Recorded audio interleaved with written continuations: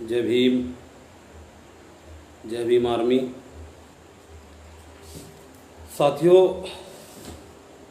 जैसा कि आपको 2 दिन पहले भी लाइव के माध्यम से अवगत कराया गया था और आज फिर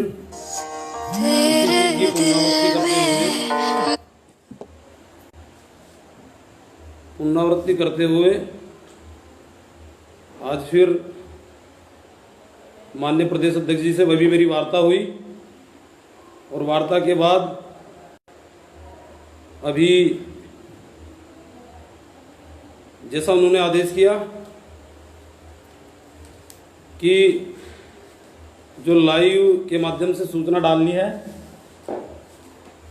बीती 4 तारीख को जुलाई की 2020 में एक घटना पीतपुर गांव लक्सर कोतवाली क्षेत्र परिसर में घटी, जिसमें 6 तारीख में मुकदमा पंजीकृत हुआ 147-48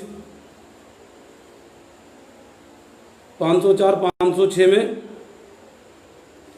और साथियों,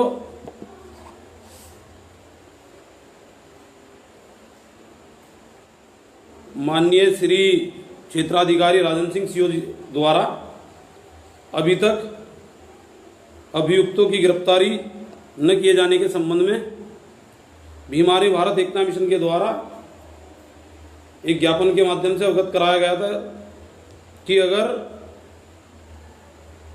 आने वाले 5 दिनों में 29 तारीख जो अल्टीमेटम क्षेत्राधिकारी को दिया गया था, गिरफ्तारी नहीं होती है तो भीम आर्मी भारत एकता मिशन धरना प्रदर्शन या अन्य किसी माध्यम से गिरफ्तारी कराने के लिए आंदोलन हेतु बाध्य होंगे। साथियों, SC/ST एक्ट 1989 राजीव गांधी की सरकार में बना, जब बहुजन श्रेणी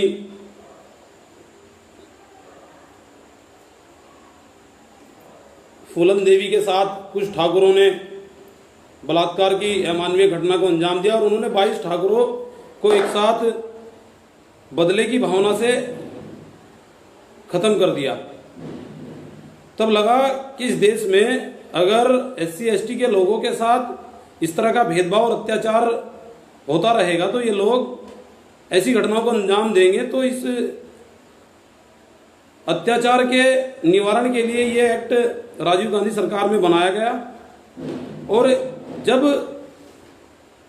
भारतीय जनता पार्टी की सरकार के द्वारा अप्रैल में इसमें संशोधन करने की बात हुई तो साथियों, देश भर में 2 अप्रैल 2018 का एक जन आंदोलन हुआ और एक्ट में जो अमेंडमेंट हुआ था उसे पुणे सरकार द्वारा सुप्रीम कोर्ट के द्वारा वापस लिया गया कि मुकदमा पंजीकृत होते ही गिरफ्तारी कर जेल भेजा जाए। लेकिन लक्सर परिसर क्षेत्राधिकारी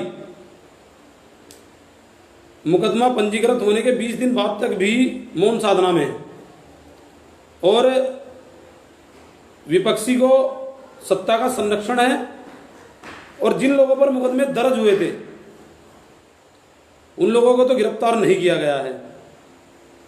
लेकिन जो लोग अपनी बात रखने के लिए वहां पहुंचे थे, अपनी आवाज, अपने हक अधिकारों के लिए लड़ रहे हैं, उन लोगों पर उल्टा सरकार के दबाव में आकर के पुलिस प्रशासन लक्सर क्षेत्र ने 40 लोगों के खिलाफ मुकदमे पंजीकृत करने का काम किया है। जिन लोगों के खिलाफ मुकदमे दर्ज हो गए हैं उन लोगों का तो पुलिस प्रशासन कुछ नहीं कर पा रहा है, गिरफ्तारी कर जेल नहीं भेज पा रहा है। लेकिन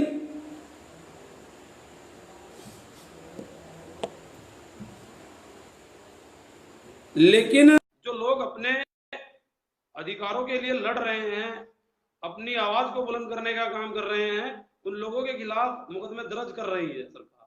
और देखो, जो मेरे साथी इस लाइव से जुड़े हैं मैं उनका धन्यवाद करता हूं और अन्य साथियों से भी कहना चाहता हूं, जैसा कि बड़े भाई चंद्रशेखर आजाद जी कहते हैं कि अगर लाठी गोली और मुकदमों से डरोगे तो आने वाली नस्लें जो है गुलाम पैदा होंगी और वो गुलामी का जो एहसास आज आप लोग देख रहे हैं हमें हो रहा है।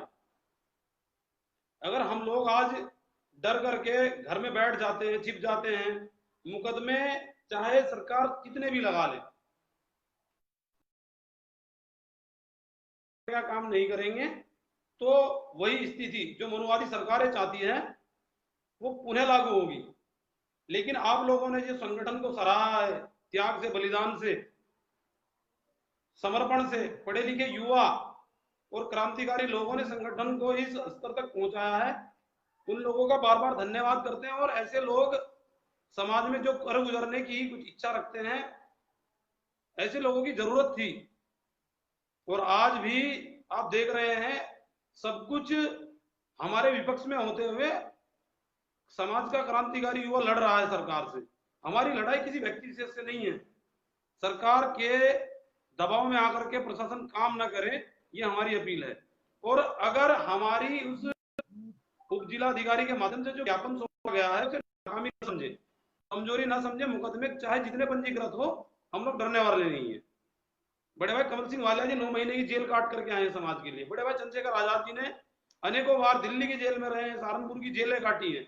बड़े भाई मंजीत सिंह नोटियाल जी जेल में, राष्ट्रीय अध्यक्ष विनय रतन सिंह ने जेल काटी है। तो आने वाली 30 तारीख तक अगर गिरफ्तारी नहीं होती है तो लक्सर, रुड़की, हरिद्वार जो तिराया है उसे जाम करने का काम हम लोग करेंगे। जब तक गिरफ्तारी नहीं कर लेते हैं तब तक हम लोग वहां से उठने वाले नहीं है। और हमारा केवल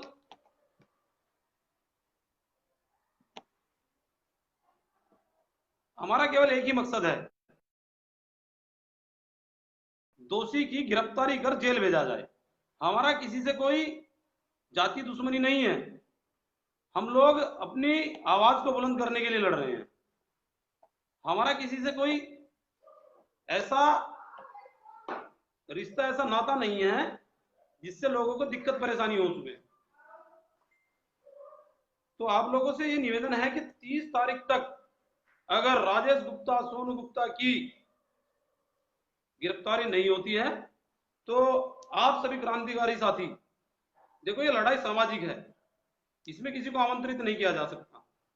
आप लोग लक्सर में पहुंचिए और राजेश गुप्ता जिसे सत्ता का संरक्षण है और माननीय श्री क्षेत्राधिकारी लक्सर क्षेत्र राजन सिंह सीओ साहब जो सत्ता के दबाव में काम कर रहे हैं, हमें डराने का काम कर रहे हैं, मुकदमे लगा रहे हैं, उन लोगों को भी हम लोग अवगत कराते चले कि 30 तारीख में हम लोग आ रहे हैं अगर गिरफ्तारी नहीं होती है।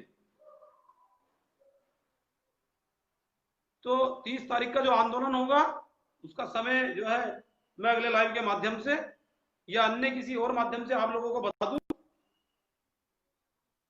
जब तक आप लोग तैयारी कीजिए कि हम लोग जरूर पहुंचेंगे और गिरफ्तारी कराकर ही दम लेंगे, क्योंकि बड़े भाई चंद्रशेखर आजाद जी के नेतृत्व में हम लोग संघर्ष कर रहे हैं। बड़े भाई कमल सिंह वालिया जी ने हमें सिखाया है कि समाज की लड़ाई कैसे लड़ी जाती है।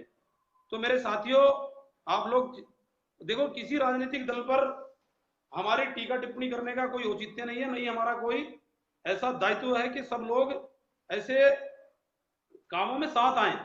ये लड़ाई सामाजिक है, इसे लड़ाई को व्यक्ति विशेष की लड़ाई ना समझे, वो किसी भी राजनीतिक दल से संबंध रखता हो। हम सबसे निवेदन करते हैं, छोटा भाई होने के नाते आग्रह करता हूं, आह्वान करता हूं कि आइए लड़िए, ये हक अधिकारों की लड़ाई है। राजनीतिक सत्ता का संरक्षण जब तुम्हारे पास होगा तो तुम अपनी अपनी लड़ाई लड़ लेना। मोनू राणा जी मेरे भाई देख रहे हैं, मेरा भी उनसे निवेदन है कि वो भी आए। ये लड़ाई जो है, ये लड़ाई व्यक्तिवाद की नहीं है, ये विचारधारा की लड़ाई है। और अगर आप लोग इस लड़ाई में साथ नहीं होंगे तो परिणाम आप देख रहे हैं, साक्षात सब कुछ सामने है। तो अपनी बात को खत्म करता हूं, आप लोगों से रजा चाहूंगा कि साथियों, जिन लोगों पर एक बात और रह गई है कि जिन लोगों पर मुकदमे लगाए हैं उन लोगों का मैं 40 लोग हैं, और उन लोगों से मेरा एक विनम्र निवेदन है और अपील है कि घबराने की जरूरत नहीं है। भगत सिंह को जब फांसी दी जा रही थी तो जल्लाद ने कहा और एक अंग्रेज ऑफिसर ने कहा कि तुम चाहते तो तुम्हें माफ कर दिया जाता, तुम्हारी सजा माफ हो जाती।